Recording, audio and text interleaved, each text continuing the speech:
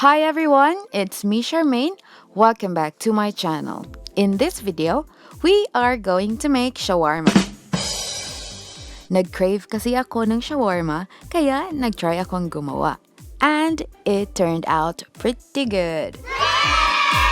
Anyway, the shawarma wrap that we made were soft, but I still like it.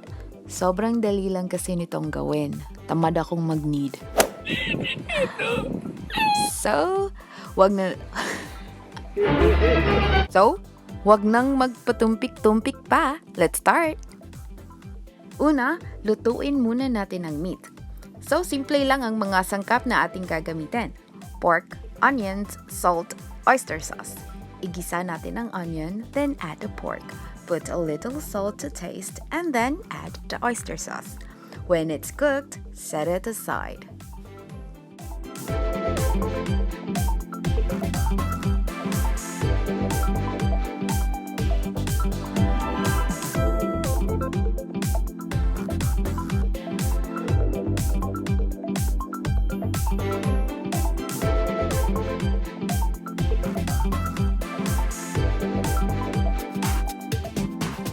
Next, gawin natin ang wrap.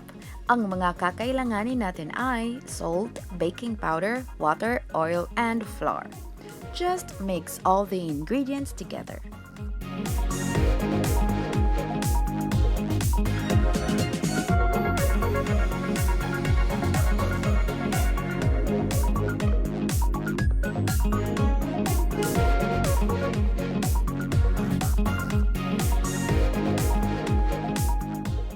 So, naglumps ang mixture ko.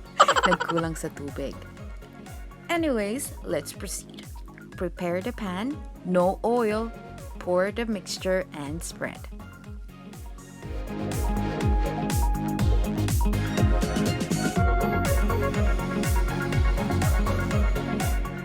So, epic fail ang first try ko. Dapat kasi high heat.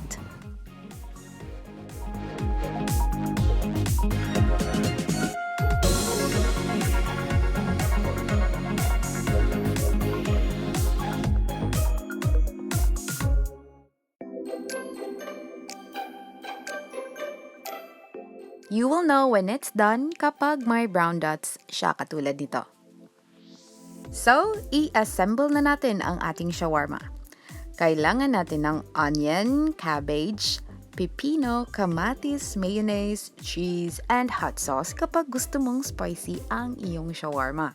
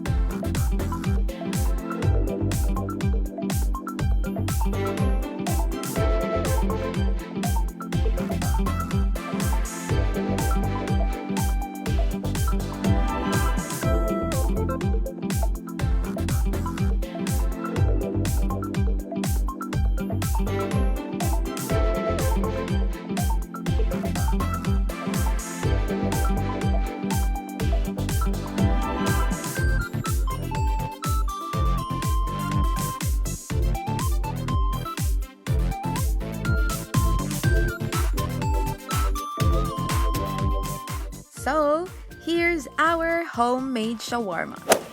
Yummy!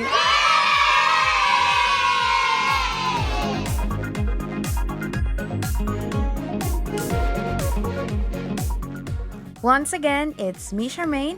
Don't forget to subscribe and hit the notification bell for more videos. Thank you for watching. Bye!